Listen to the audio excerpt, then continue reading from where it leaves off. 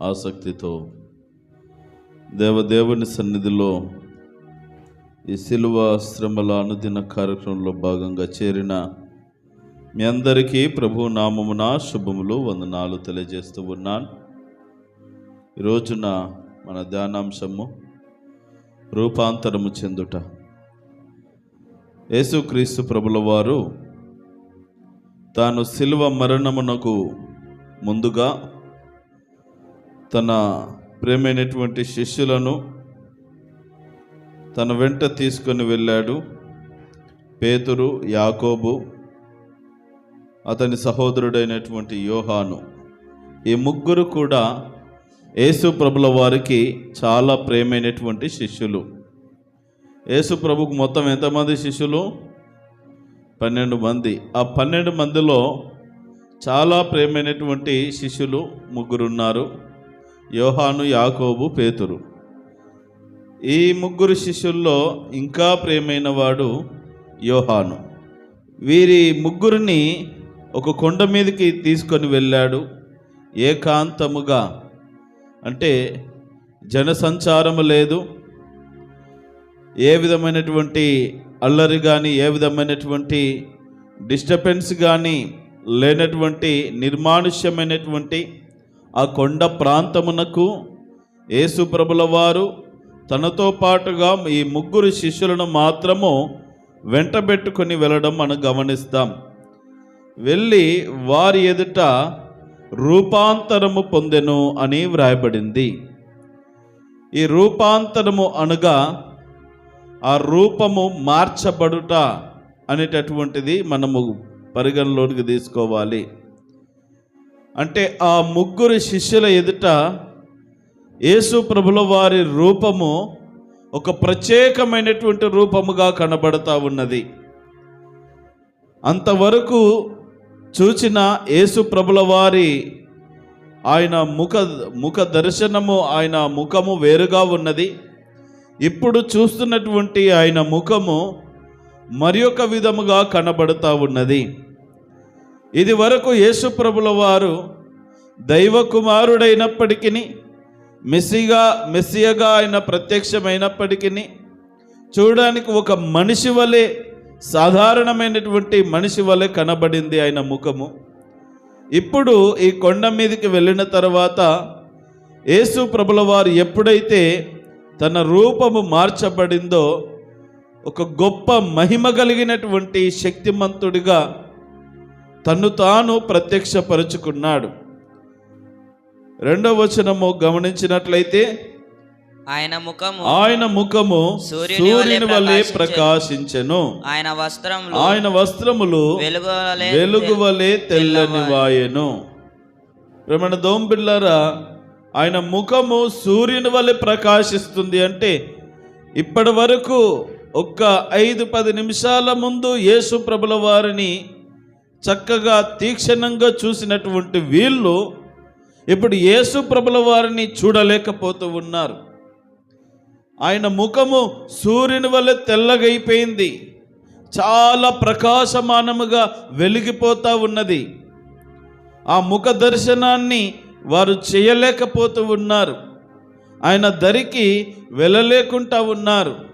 కాస్త దూరముగా నిలబడి ఆ సంఘటన అంతా కూడా ప్రత్యక్షంగా కన్నులారా చూస్తూ ఉన్నారు ఈ ముగ్గురు శిష్యులు. వారి ఎదుట యేసు ప్రభుల వారు రూపాంతరము పొందెను అని ఇక్కడ వ్రాయబడి ఉండుట మనం చూస్తూ ఉన్నాం. ప్రేమణ దోంబిళ్ళారా, ముఖము వెలిగిపోతా ఉన్నది, ప్రకాశిస్తూ ఉన్నది. అప్పటి వరకు ప్రభువును చూసినటువంటి ఈ కన్నులు ఇప్పుడు చూడలేకపోతా ఉన్నది. అంత మాత్రమే కాకుండా ఆయన వస్త్రములు వెలుగు వలె తెల్లనివాయెను, వెలిగిపోతా ఉన్నాయి. వస్త్రాలు వెలిగిపోతా ఉన్నాయి. వస్త్రాల కంటే ఎక్కువగా ఈ ముఖము ఎక్కువగా ప్రకాశిస్తూ ఉన్నది. ఆ ప్రభుల వారిని చూడలేక వారి కన్నులు మూసుకున్నటువంటి పరిస్థితిలోనికి వెళ్ళిపోయారు ఈ ముగ్గురు శిష్యులు. అంత మాత్రమే కాదు, మరి యొక్క సందర్భము చూస్తాం. 3వ వచనం చదవండి. ఇదిగో మోషేయు ఏలియాయు వారికి కనబడి ఆయనతో మాటలాడుచుండిరి. ప్రేమణ దోంబిళ్ళారా జ్ఞాపకం చేసుకుందాం. మోషే ఏలియా యేసు ప్రభుల వారికి కనబడ్డారంట. ప్రేమణ దోంబిళ్ళారా, మరి యేసు ప్రభుల వారైతే మరి వారికి తెలియపరచలేదు ఇక్కడ ఈ సందర్భంలో. కానీ వాళ్ళు చూసి మోషే ఏలియా కనబడ్డారు అని వాళ్ళు ముగ్గురు ఏదో మాట్లాడుకుంటున్నారు. మోషే ఎప్పుడో మరణించాడు, ఏలియా ఎప్పుడో దేవుని సన్నిధికి వెళ్ళిపోయాడు. వీళ్ళిద్దరు కూడా వాస్తవంగా మోషే మరణించను అని వ్రాయబడిన మాట వాస్తవమే, కానీ ఆయన శవము, ఆ పార్థివ దేహం అనేటటువంటిది ఎక్కడ కూడా కనబడలేదు. కొంతమంది బైబిల్ పండితుల అభిప్రాయ ప్రకారముగా అలాగే ఎత్తబడి ఉండవచ్చు ఏలియా లాగా అని కొంతమంది బైబిల్ పండితుల యొక్క అభిప్రాయము. బైబిల్ గ్రంథంలో మరణము చూడకుండా మరి ఎత్తబడినటువంటి వారు ఆనోకు ఉన్నాడు, ఏలియా ఉన్నాడు. 3వ స్థానంలో మరి ఈ మోషేను కూడా తీసుకోవచ్చు అనేటటువంటి కొన్ని వాదనలు ఇప్పటికీ ఉన్నాయి.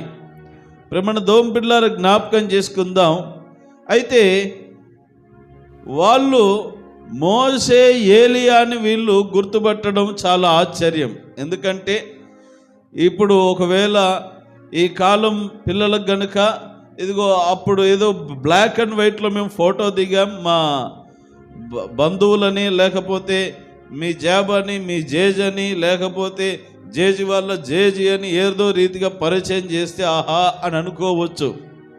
ఒక 100-200 సంవత్సరాల క్రితం మరి వాళ్ళు ఎంతో కాలమైంది మరణించి, ఎంతో కాలమైంది దేవుని సన్నిధికి వెళ్ళిపోయి, ఆ కాలంలో ఫోటోలు లేవు, ఏది లేదు.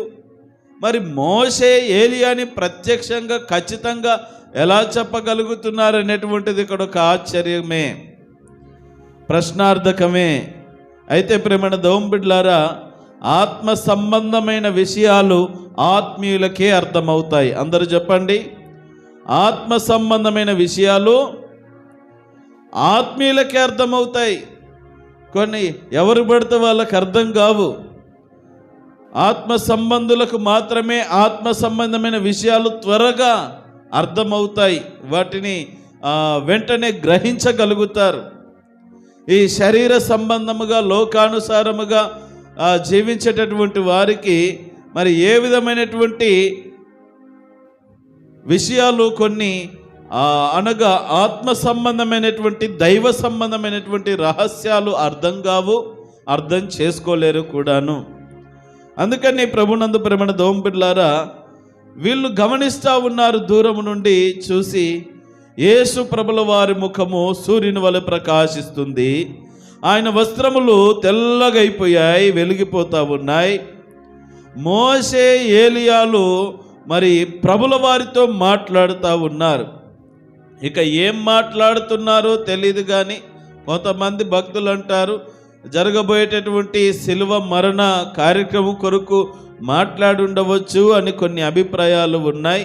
వారికి ఏం మాట్లాడారు ఏంటనేది మనకు తెలియదు, అది దైవ రహస్యం. ఒకవేళ అలాంటి సందేహాలు కనుక మనకు ఉంటే పరలోకం వెళ్ళాక ఏలియాను మోషేను కలిసి ఏంది మీరు ఆ రోజున ప్రభువుల వారితో ఏదో మాట్లాడారంటే ఏం మాట్లాడారు మాకు ఇప్పుడు తెలియాలని అడిగితే కనుక వాళ్ళు ఏమైనా చెప్పడానికి ఆస్కారం ఉంటుంది. మనం వెళ్తే వాళ్ళని అడగవచ్చు. కాబట్టి ఆ రీతిగా వెళ్ళడానికి, ప్రయాణానికి ఇప్పటి నుండే సిద్ధం కావాలని ప్రభుపేట మనవి చేస్తూ ఉన్నాను. ముందుకెళ్దాం. 4వ వచనములో, అప్పుడు పేతురు, ప్రభువా మనం ఇక్కడ ఉండుట మంచిది, నీకు ఇష్టమైతే ఇక్కడ నీకు ఒకటి, మోషకు ఒకటి, ఏలియాకు ఒకటి 3 పర్ణశాలలు కట్టుదునని యేసుతో చెప్పెను. ప్రేమణ దోంబిళ్ళారా జ్ఞాపకం చేసుకుందాం. ఇక ఇప్పుడు పేతురు ముందుకు వస్తూ ఉన్నాడు. అందరిలో ముందుండేవాడు పేతురు. అందుకే కాస్త దుడుకుతనం ఎక్కువ అని ఆయనకు పేరున్నది. ఆ దుడుకుతనం కొన్నిసార్లు వెరీ గుడ్ అనిపించే విధంగా కనబడింది. అదే దుడుకుతనము కొన్నిసార్లు ఏమే పేతురు ప్రతిదాన్ని తొందరపడుతూ బుద్ధి లేదు వెనకెళ్ళు అని తిట్లు సొట్లు పడినటువంటి సందర్భాలు కూడా ఎదురయ్యాయి. అందరికంటే వీళ్ళిద్దరికంటే ముందు వచ్చి యేసు ప్రభువా ఇదేదో బాగుంది, ఇదిగో మనం ఇక్కడే ఉంటాం, ఇక ఈ ప్రతిరోజు ఊరూరా తిరగడం ఏంటి, అసలు ఇక్కడే సెటిల్ అయిపోదాం, ఎట్లా ఏలియా మోసే కూడా వచ్చేసారు కదా, నువ్వు కూడా వాళ్ళతో పాటు కలిసిపోయావు, పరలోక మహిమను పొందుకున్నట్టుగా కనబడతా ఉన్నది, ముగ్గురు కూడా ఒకటిగా కనబడతా ఉన్నారు, ముగ్గురికి తల ఒక పర్ణశాలలో ఒక గుడిలాగా కట్టేస్తాం, ఇక్కడే సెటిల్ అయిపోదాం, ఏమంటారు అని అంటున్నాడు. బ్రహ్మణ దోంబిడ్లారా, కొన్నిసార్లు దేవుని యొక్క కార్యాలను మనము చాలా సార్లు అర్థం చేసుకోలేనటువంటి పరిస్థితే. వాళ్ళు ఎందుకు వచ్చారు, ఏంటి, అక్కడ జరుగుతున్న సన్నివేశం ఏంటి, అంత అయిపోయాక ఏంటి ప్రభువా మరి ఏంటి, ఎలా చేద్దాం, ఏంటి దీని ఉద్దేశం ఏంటి, ఎందుకు వచ్చారు ఏంటి అని ఏదన్నా అడిగితే ఒకవేళ యేసు ప్రభువు వారు చెప్పగలిగినది ఉంటే చెప్తాడు, అది వేరు. కానీ ఈయనకు తొందర ఎక్కువ అన్నట్టు ఈయనకు అన్ని విషయాల్లో తొందర ఎక్కువే. ప్రేమణ దోంబిడ్లారా, ఈ రీతిగా మాట్లాడుతూ ఉంటుండగా అతడు ఇంకను మాట్లాడుచుంటుండగా ఇదిగో ప్రకాశమైన యొక్క మేఘము వారిని కమ్ముకొనెను, ఇదిగో ఈయన నా ప్రియ కుమారుడు, ఈయన యందు నేను ఆనందించుచున్నాను, ఈయన మాట వినుడని ఒక శబ్దము ఆ మేఘములో నుండి పుట్టెను. దేవునికి మహిమ కలుగును గాక. కొన్నిసార్లు మనం మన స్థితి ఏంటో, మన స్థాయి ఏంటో, మన పరిస్థితి ఏంటో, మన గతి ఏంటో మనం అర్థం చేసుకోకుండానే అన్నిట్లలో దూరుతూ ఉంటాం. దైవ సంబంధమైనటువంటి ఆ రహస్యమైనటువంటి కార్యము, ఆ రూపాంతరము చెందే కార్యక్రమము వీరు కన్నులకు చూడమే ఎక్కువ మహద్భాగ్యం. అది ఈ రోజున ఒకవేళ యేసు ప్రభుల వారు ఇదిగో వెళ్ళిపోయిన తర్వాత ఎక్కడ ఈ ఆదిమ ఈ పెంతెకోస్తు దినం అయిపోయినాక ప్రసంగం చేశాడు కదా, అప్పుడు చెప్పొచ్చు నేను యేసు ప్రభు రూపాంతరం చెందగా చూశాను, సాక్ష్యం ఇవ్వచ్చు. అప్పటికి పర్మిషన్ ఇచ్చాడు యేసు ప్రభుల వారు. ఇప్పుడు ఎవరికి తెలియజేయొద్దు, కొన్ని రోజులు మౌనంగా ఉండాలి, విషయం ఎక్కడ లీక్ కావద్దు, ఇది రహస్యం అని చెప్పాడు. ఎందుకంటే ఈయన నోరు మామూలుగా ఉండదు కదా, కొంతమంది నోరులు ఎప్పుడు మోర్లలాగానే దొర్లుతూ ఉంటాయన్నమాట, ఉన్న చోటు ఉండవు, ఎప్పుడు లొడలొడ అనవసరమైన విషయాలు మాట్లాడుతా లేనిపోని కప్పలన్నీ నెత్తకి తగిలించుకొని వస్తూ ఉంటారు. ఇది అలాంటి తత్వమే పేతురుకున్నది. మరి అక్కడిక్కడ లీక్ చేశాడంటే మరి అది బాగుండదు. ముందుగానే యేసుప్రభుల వారు హెచ్చరిక జారీ చేశాడు. ప్రేమణ దోంబిడ్లారా, జ్ఞాపకం చేసుకుందాం. మొత్తం మీద యేసుప్రభుల వారు అలా వారితో మాట్లాడుతూ ఉంటుండగా, పేతురు ఆ యేసుప్రభుతో మాట్లాడుతుంటుండగానే ఒక తెల్లని మేఘము వచ్చి వారిని కమ్ముకొని ఉన్నప్పుడు ఇక యేసుప్రభుల వారు, ఆ ఏలియా, మోషే అందరూ కూడా మేఘముతో కప్పబడిన సందర్భములో ఆ మేఘములో నుండి ఒక స్వరము వినబడతా ఉన్నది, ఇదిగో ఈయన నా ప్రియ కుమారుడు. ఈ మాట ఎప్పుడు విన్నాం? ఈ మాట ఎప్పుడు విన్నాం మనము? ముందుగా యేసు ప్రభుల వారు బాప్తిసం తీసుకొని బయటకు ఒడ్డునకు వచ్చిన తర్వాత ఈ స్వరం వినబడతా ఉంటుంది. పావురము వలె పరిశుద్ధాత్మ యేసు ప్రభుల వారి మీదకి రావడము, అప్పుడు ఆకాశం నుండి స్వరము చెప్పగా మనం వింటాం, ఇదిగో ఈయన నా ప్రియ కుమారుడు, ఈయన యందు నేను ఆనందించుచున్నాను అనేది అక్కడ ఉంటుంది. ఇక్కడ ఇంకొక మాట జోడించబడతా ఉన్నది, ఈయన మాట మీరు వినండి. ఈ ప్రభువు ఏది చెప్తే అది మీరు చెయ్యండి, ఆయన మాటకు మీరు విధేయులు కండి అని చెప్పడము గమనిస్తూ ఉన్నాం. ఎందుకంటే ఇప్పుడు పేతురుది ఎలా ఉండదంటే పర్ణశాలలు వదిలిపెట్టేసి పర్ణశాలలు కట్టే పరిస్థితిలో ఉన్నాడు, పనిలో ఉన్నాడు. ఆయన ఒక్క నిమిషం ఆగు సార్ ఇప్పుడే వస్తాను, చిన్న బ్రేక్ చిట్కలు వస్తాని అన్ని మెటీరియల్ అంతా తీసుకొచ్చి కట్టేవాడుగానే ఉన్నాడు. పొద్దున కల్లా ఇక్కడ యేసు ప్రభు వెలిసాడు అని ప్రచారం చేసి ఉన్న వాళ్ళ భక్తులందరూ పట్టుకొస్తాడు. అలాంటి మహానుభావుడిన. అందుకని మీకు ఇష్టం వచ్చినట్టు చేయబాకండి, అయినా ఫస్ట్ ఈయన మాట వినండి, ఆయన ఏది చెప్తాను చేయండి అని ఆ ఆకాశములో ఉండి స్వరం స్పష్టంగా వినబడింది. అప్పుడు శిష్యులు ఈ మాట విని బోర్లపడి మిక్కిలి భయపడగా. ఇప్పుడు అసలైనటువంటి ప్రభావం వీరికి కనబడుతూ ఉన్నది. ఆ మాట వినబడటమో అక్కడ ఉన్నటువంటి ఆ పరిస్థితులన్నిటికీ పెద్ద వైబ్రేషన్ వచ్చేసిన వీళ్ళకు. దెబ్బ కింద పడి బోర్ల బొక్కలు పడిపోతారు. ఆ వెలుగును చూడలేకపోతున్నారు, ఆ స్వరాన్ని వినలేకపోతూ ఉన్నారు. కొన్నిసార్లు మనము దేవుని కార్యాలు చాలా ఆషామాషిగా తీసుకుంటూ ఉంటాం, చాలా చులకనగా తీసుకుంటూ ఉంటాం. కొన్నిసార్లు దేవుని యొక్క వ్యక్తిత్వాలను కూడా కొన్నిసార్లు చాలా తక్కువ అంచనా వేస్తూ ఉంటాం.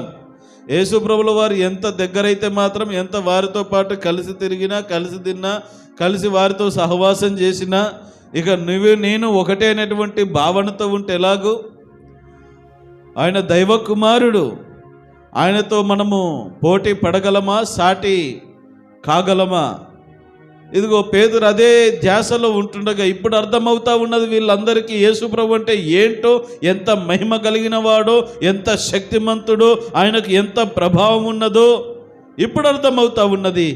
దెబ్బకు బోర్ల బొక్కలు పడిపోయారు. ఆ కార్యమంతా సీనంతా అయిపోయిన తర్వాత యేసు ప్రభుల వారు వారి దగ్గరికి వచ్చి, యేసు వారి యొద్దకు వచ్చి వారిని ముట్టి, లెండి, భయపడకుడి అని చెప్పాను. వారు కన్నులెత్తి చూడగా యేసు తప్ప మరి ఎవరునూ లేరు. ఆహా, ఇప్పుడు కన్నులెత్తి చూసేసరికి ఎవరు లేరు. ఏలియా లేడు, మోషే లేడు. ఈ పర్ణశాలలు ఎక్కడివి? నేను ఏదో పర్ణశాలలు కడతానన్నాడు, పెద్ద బిల్డింగ్ కడతాను, పెద్ద గుళ్ళు గోపురాలు కడతానన్నాడు. ఏవి లేవిక, అంత మటుమాయమైపోయింది. ప్రేమణ దోంపిల్లారా, మొత్తం మీద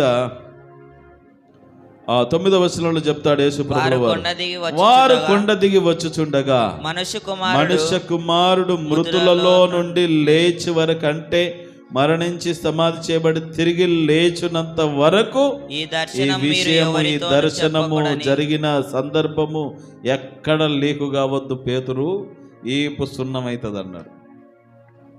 ఎక్కడ లీకు కావద్దు. తర్వాత మీ ఇష్టం, మీకు అప్పుడు చెప్పుకోండి. నా మహిమను, నా ప్రభావమును, నా శక్తిని అప్పుడు ప్రచురము చేయండి. అప్పుడు మీరు ఎంతగా కొనియాడుతారో, ఎంతగా సువార్త ప్రకటిస్తారో, ఎంతగా దేవుని గురించి ప్రజలకు బోధిస్తారో అప్పుడు మీ ఇష్టం. అంతవరకు ఈ రహస్యము పక్కనాడు కూడా తెలియదు. ఎందుకంటే ఇది బహు కష్టం. పక్కనాళ్ళకు తెలియకుండా కొన్ని రహస్యాలు దాచిపెట్టడం అంటే చాలా అసాధ్యం. ప్రేమణ దోంబిడ్లారి రోజున జ్ఞాపకం చేసుకుందాం. యేసు ప్రభుల వారు తన శిష్యుల ముందు ఏ రీతిగా రూపాంతరము చెందారో, తన రూపాన్ని మార్చుకున్నాడో, ఇప్పుడు ఎలా కనబడుతుందంటే ఆయన రూపము ఒక మానవుడు కాదు, ఒక దేవునిగా కనబడుతున్నాడు. ఒక దైవత్వము కలిగిన వ్యక్తిగా ఆయన ప్రత్యక్షం అవుతా ఉన్నాడు. అప్పుడు యేసు ప్రభుల వారి యొక్క మహిమ ఏంటో, ఆయన శక్తి ఏంటో ఈ శిష్యులకు బాగా అర్థమైంది. ఈ రోజున మనము కూడా ఈ లోకం ఎదుట మనము రూపాంతరము చెందవలసిన అవసరత ఉన్నది. ఈ లోకములో మనుషులందరి ఎదుట మనం ఒక ప్రత్యేకమైన వారముగా ఉండాలి. ఇప్పుడు యేసు ప్రభుల వారు శిష్యుల దృష్టికి ఎలా కనబడుతున్నాడంటే ప్రత్యేకమైన వాడుగా కనబడుతున్నాడు. నిద్రపోయే వాళ్ళందరూ చెప్పండి, ఎలా కనబడుతున్నాడు?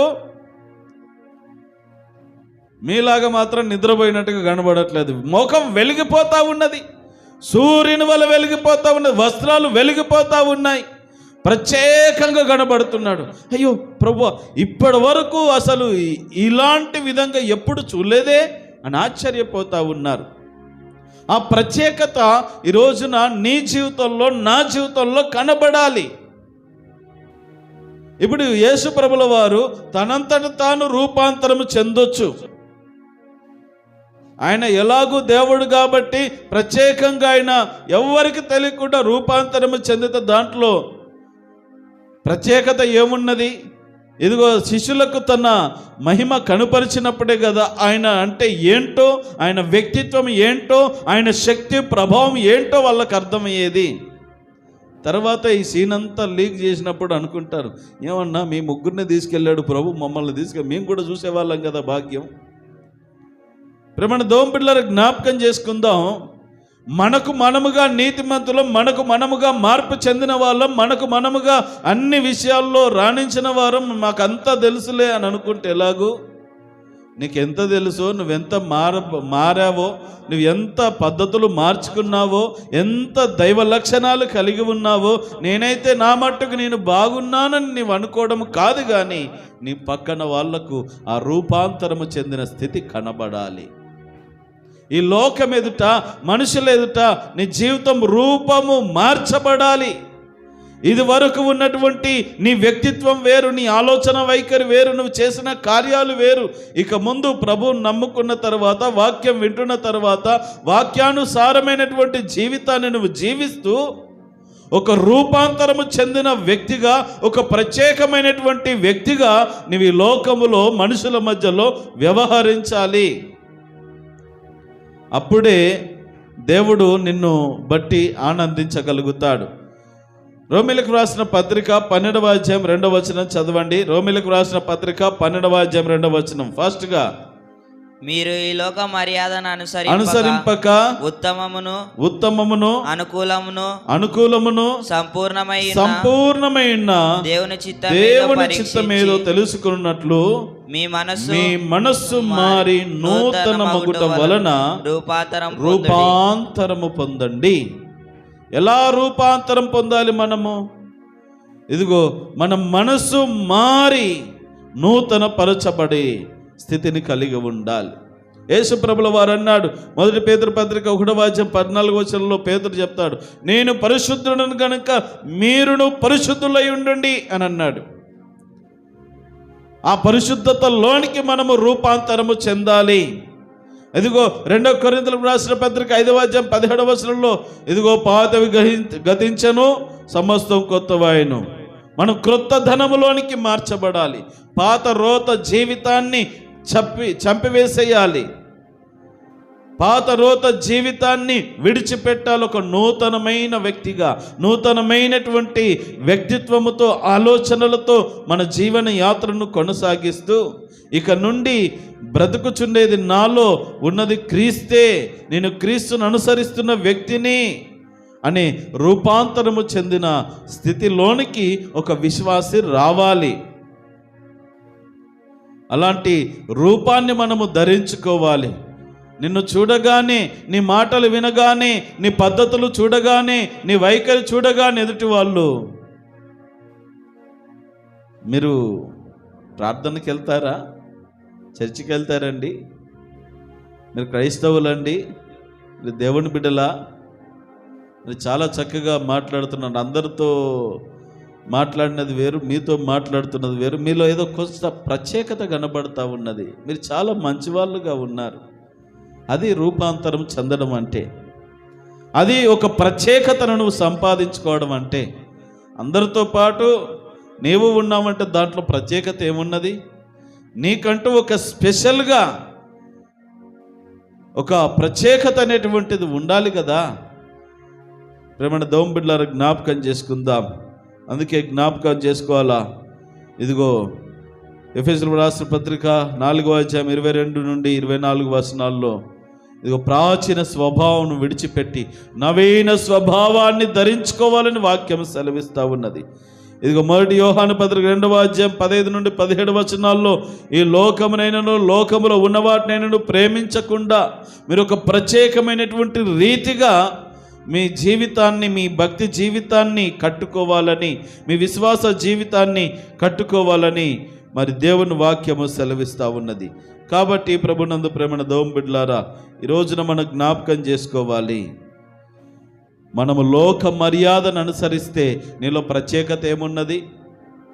యేసు ప్రభుల వారు శిష్యులతో పాటు ఉన్నంత కాలము ఎలా ఉన్నాడంటే, కామన్గా మా ప్రభువే కదా, మా యేసు ప్రభువే కదా.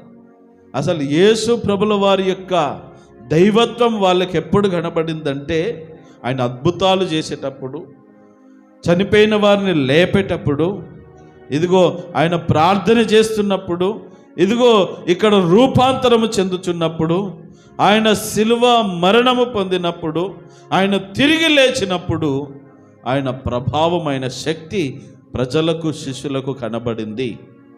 అప్పుడు అర్థమైంది, ఈయన మామూలు వ్యక్తి కాదు, ఒక ప్రత్యేకమైనటువంటి వ్యక్తి. ఈయన నిజముగా దైవ కుమారుడు, నిజముగా దేవుడై ఉన్నాడనే ఆత్మీయ సత్యాన్ని అప్పుడు వాళ్ళు గుర్తెరిగారు. ఇప్పుడు యేసు ప్రభుల వారు వారి ముందు రూపాంతరము చెందినట్టుగా మనము ఈ లోకము ముందు, మనుషుల ముందు రూపాంతరము చెందాలి, రూపము మార్చుకోవాలి. ఎలాగునా? ఏ రూపము?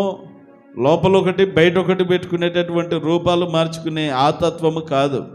నిజంగా మేము దేవుని ప్రజలము అనేటటువంటి ఆ వ్యక్తిత్వం అంతా నీలో నుండి బయటకు రావాల్సిన అవసరత ఉన్నది. ఈ లోక మర్యాదను అనుసరింపకుండా ఉంటే ఇక నువ్వు రూపాంతరం చెందినట్టే. ఈ లోకమంతా శరీరాశ, నేత్రాశ, జీవపు డంబముతో నింపబడి ఉన్నది. దాన్ని విడిచిపెట్టి నువ్వు దేవుని కొరకు ఒక ప్రత్యేకమైన రీతిగా, రూపముగా నువ్వు బ్రతికినట్లయితే నువ్వు రూపాంతరము చెందిన వ్యక్తిగా బ్రతకగలుగుతావు. ఉత్తమమును, అనుకూలమును, సంపూర్ణమైన దేవుని చిత్తమేదో పరీక్షించి తెలుసుకున్నట్లు మీ మనస్సు మారాలి, మీరు నూతన పరచబడాలి. అది ఆ రీతిగా మనము రూపాంతరము చెందాలి, మన రూపము మార్చబడాలి. ఇంతవరకు మన మనసులో ఉన్న ఆలోచనలు వేరు, ఇక నుండి వేరు చేయబడాలి. మనసు నూతన పరచబడాలి. అదేవిధంగా మన జీవిత వైఖరి, మన మాట తీరన్నీ కూడా నూతన పరచబడాలి. సమస్తము క్రొత్తవిగా మార్చబడాలి. కొత్త పద్ధతులు, దైవ సంబంధమైన కార్యాలు మన జీవితంలోనికి వెలుగు చూడాలి. అది రూపాంతరము చెందుట. ఆ రీతిగా మనము మనుషుల ఎదుట రూపాంతరము చెందగలుగుతున్నామా? చూడగానే దేవుడు గుర్తుకు రావాల, నిన్ను దేవుని వ్యక్తిత్వం గుర్తుకు రావాలి. ఎంత మంచి వాళ్ళు, ఎంత ప్రేమగా చూసుకుంటే, ఎంత చక్కగా పలకరిస్తారు, ఎంత చక్కగా అపాయంగా చూసుకుంటారు, ఎంత మంచి వాళ్ళు, ఎంత చక్కగా మాట్లాడతారు. ఈ రీతిగా దేవుని బిడ్డలకు దేవుని లక్షణాలు రావాలి. అది రూపాంతరము చెందినట్లు. మనిషి మనిషిగా ఉండడం కాదు, మనిషి దైవత్వంలోనికి మార్చబడమే రూపాంతరము చెందుట. మరి ఆ రూపాంతరం మనలో ఉన్నదా? చూడగానే అబ్బో మహాతల్లి, నేనకో దండం 10,000 నమస్కారాలు అంటున్నారా? అది రూపాంతరము చెందినట్టు కాదు. చూడగానే వామ్మో వచ్చిందమ్మా, కంపనూరు దయ్యం, ఇక రానా రకాలైనటువంటి పేర్లు పెడతా ఉంటారు. ఏంటంటే మన వ్యక్తిత్వాలను బట్టి. కాదు. ఇది వరకు నీవు అలా ఉన్నావేమో, ఇది వరకు నువ్వు అలా బ్రతికావేమో, ఇప్పుడు నువ్వు మార్పు చెందాలి, రూపాంతరము చెందాలి. ఒక ప్రత్యేకతను నీవు కలిగి ఉండాలి. నువ్వు దైవ భక్తిలోనికి మార్చబడాలి, దైవత్వము నీలోనికి రావాలి. నిన్ను చూసినా, నీ మాటలు విన్నా, నీ పద్ధతులు ఇతరులు గమనించినా, వీళ్ళు మామూలు వ్యక్తులు కాదు, వీళ్ళు చాలా మంచి వాళ్ళు, వీళ్ళు దేవుని ప్రజలు, వీళ్ళతో దేవుడు మాట్లాడతారు, వీళ్ళు దేవుని మాటకు లోబడతారు, వీళ్ళు అనేటటువంటి ఆ ప్రత్యేకమైనటువంటి రూపాంతరము చెందిన స్థితిలోనికి గనుక నీవు వచ్చినట్లయితే నీ జీవితం ధన్యమవుతుంది. ఈ క్రైస్తవ జీవితం, ఈ కార్యక్రమాలు అన్నీ ఎందుకో తెలుసా? అనునిత్యము ప్రతిరోజు మనము రూపాంతరము చెందడానికి ఏ వస్తువైనా తయారు కావడానికి కొంత వ్యవధి పడుతుంది, సమయం పడుతుంది. వెంటనే చిటికేసలోపు ఏ వస్తువు తయారు కాదు. ఒక్కొక్కటి ఇప్పుడు ఈ బల్ల తయారైందంటే వాటి చెట్టును కోసుకురావాలా, కొన్ని రోజులు టైం పడుతుంది. దాన్ని ఒక షేప్లోనికి కొయ్యాలా, మళ్ళా తర్వాత దాన్ని కాళ్ళు అవన్నీ సరి చేయాలా, కొలతల ప్రకారం తీసుకోవాలా. అన్నీ రెడీ అయిన తర్వాత దానికి ఒక రూపం వస్తుంది. ఎక్కడి నుండి రూపాంతరం చెందింది ఇది? ఒక చెట్టు నుండి, చిన్న మొక్క నుండి, ఒక గింజ నుండి. ఆహా, ఈ రోజున మన జీవితం కూడా రూపాంతరము చెందేదిగా ఉండాలి. నువ్వు పరిపూర్ణముగా నువ్వు దైవత్వంలోనికి మారాలి, క్రీస్తుల్లోనికి మారాలి, క్రీస్తుల్లాగా మారాలి. అట్టి స్థితిగతులను దేవుడు మీకెల్లరికి అనుగ్రహించి నడిపించునుగాక. క్రీస్తులాగా రూపాంతరము చెందే స్థితిని మీకెల్లరికి అనుగ్రహించి నడిపించునుగాక. అందరం లేచి నిలబడదాం.